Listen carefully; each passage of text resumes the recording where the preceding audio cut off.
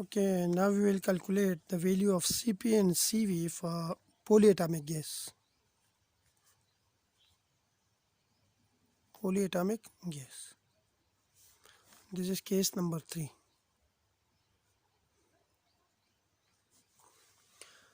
As we know that change in internal energy at constant volume is equal to NCV delta T. Also for polyatomic gas,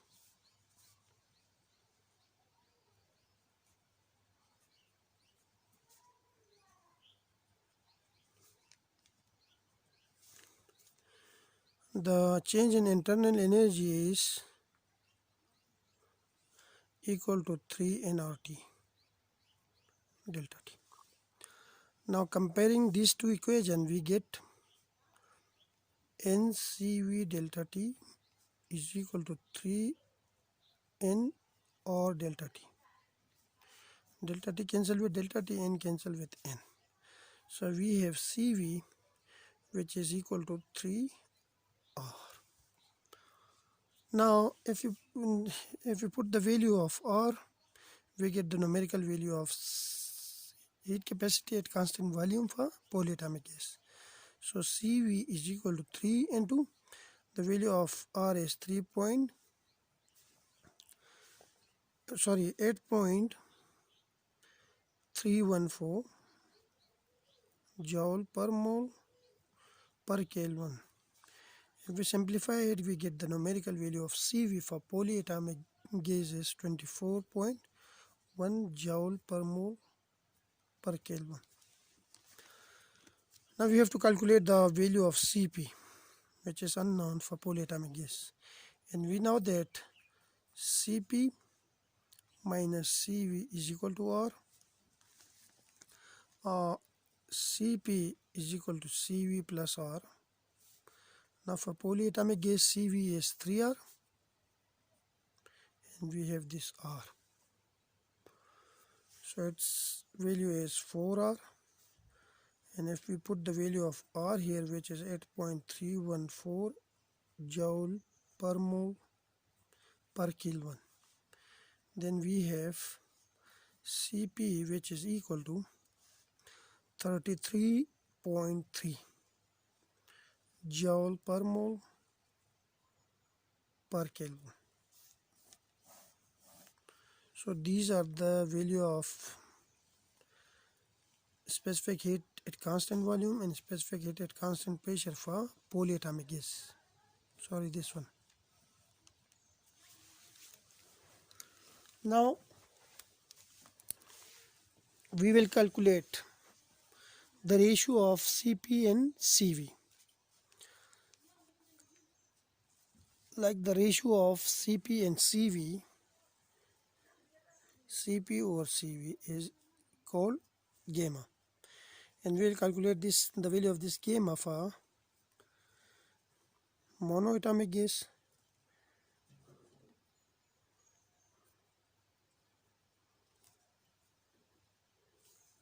and then we have diatomic gas,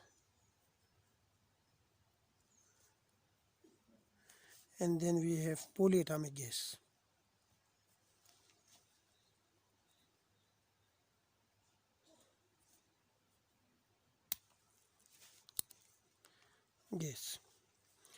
Now for monoatomic gas, Cv is 3O2R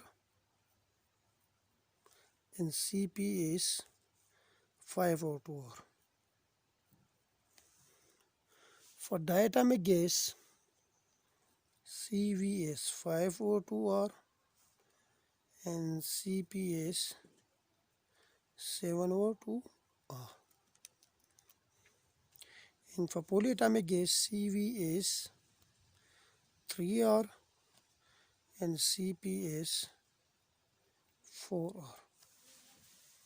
Now gamma will be equal to Cp over Cv.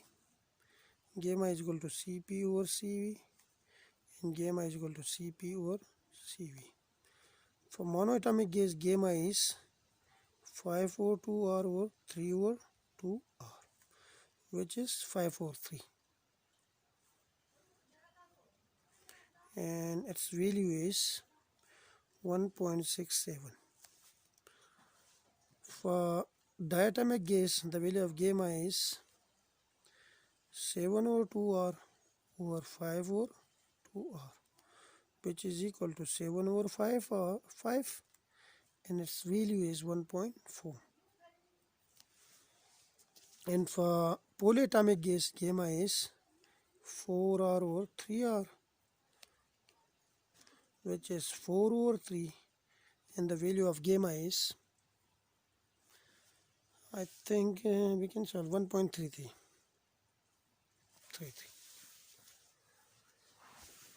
So we calculate the numerical value of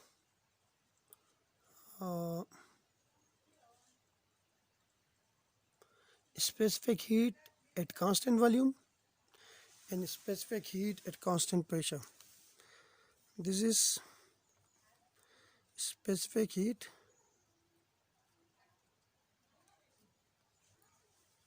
at constant volume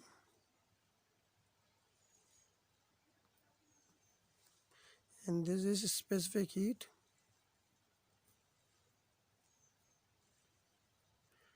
at constant pressure. For monoatomic gas we calculate both. For diatomic gas we calculate both CV and CP, and for polyatomic gas we calculate both CV and CP. And then we calculate their ratio, which we represented by gamma. So it's a ratio, so it will be a unitless quantity. While the unit of CP and CV is joule per mole per Kelvin, which we already defined in the definition of specific heat. And then we calculate gamma for monoatomic gas, gamma for diatomic gas, and gamma for polyatomic gas. In the next video, we will discuss the application of first law of thermodynamics. And here I will just remind you, just repeat the concept of first law of thermodynamics. First law of thermodynamics.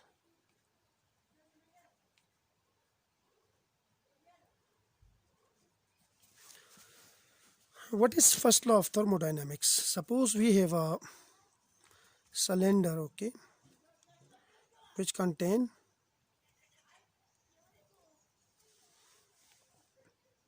gas molecule, and these are the gas molecule inside this cylinder. This is just a reminder because we already discussed this first law of thermodynamics in the first, I think in the second video of this video lecture series. And suppose we covered this, we put a piston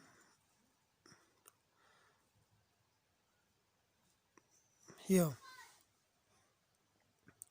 so that gas molecule cannot escape from this cylinder. If we apply heat energy, this is the heat energy, can you represent the heat energy to this system which contain gas molecule,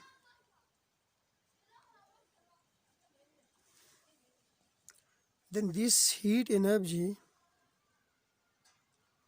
will transfer from this environment, this is the environment, your surrounding, to this system. Then two things happen here. First is each molecule absorb a specific part of this heat energy. Due to this absorption of this heat energy, if I consider a single molecule, then its kinetic energy changes. Suppose initially it's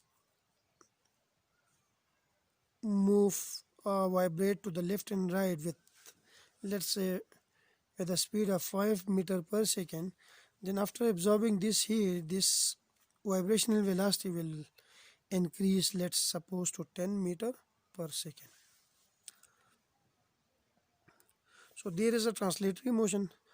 If there is also a possibility that, so there is a change in kinetic energy, change in kinetic energy of translation kinetic energy. Okay, there is also a possibility that this, once before absorbing this heat energy, might be this particle or this atomic particle. Okay, it's a gas molecule. Okay, so this particle might be rotate about its own axis with some rotational velocity. Let's say the rotation velocity is also 5 meter per second. This is for translation case, translational case. If the particle is moved to the left or right or up and down, so this is a kind of translatory motion.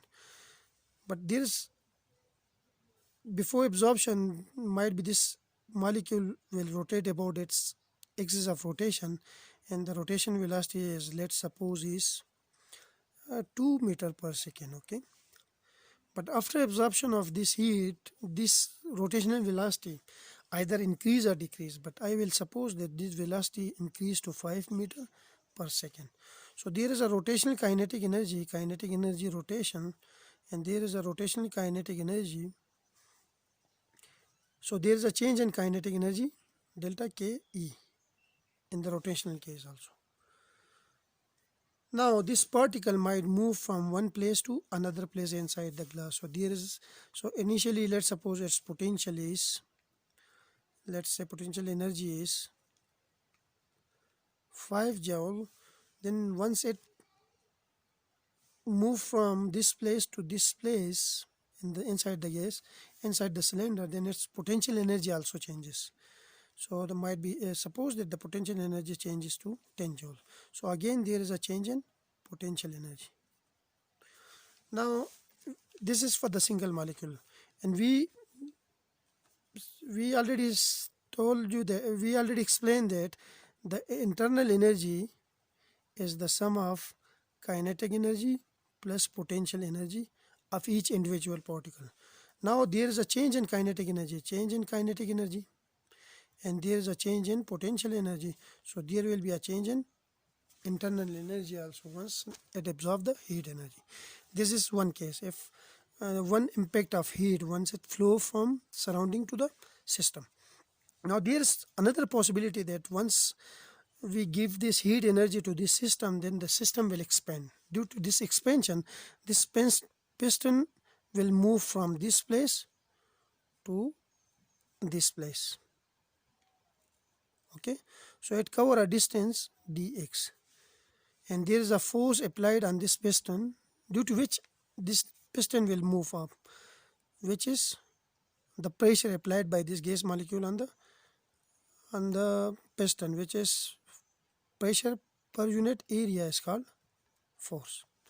So there is a force, there is a displacement, so it means that due to this absorption of heat, there is a work done also.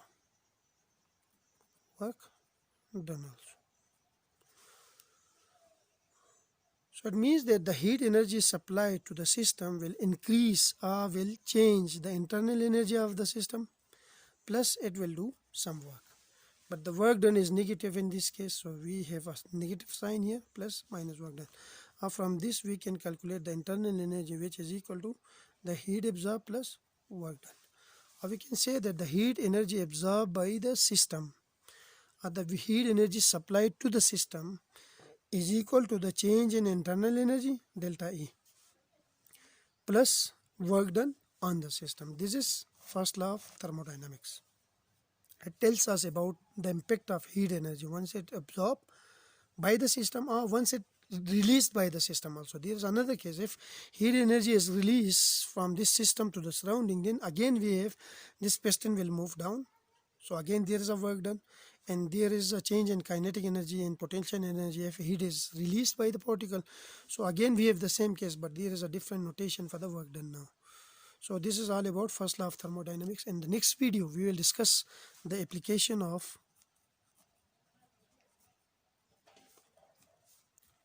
first law of thermodynamics.